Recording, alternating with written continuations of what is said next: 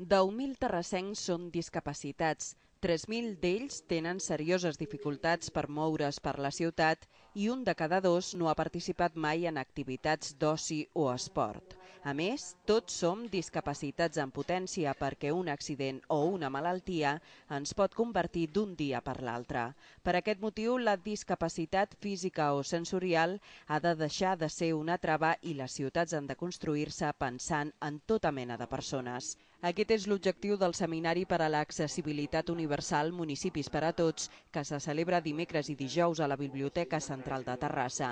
Una trentena de tècnics municipals de les diferents àrees de govern hi participen per abordar el tema d'una manera multidisciplinar i transversal.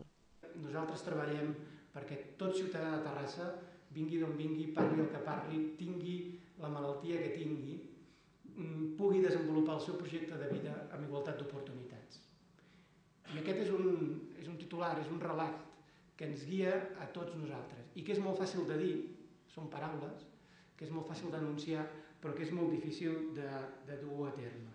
Les barreres arquitectòniques que encara existeixen i com dissenyar entorns urbanístics per a tothom, les novetats en les tecnologies de la informació i la comunicació, el tracte personal amb els discapacitats i la legislació actual són alguns dels temes que es treballaran.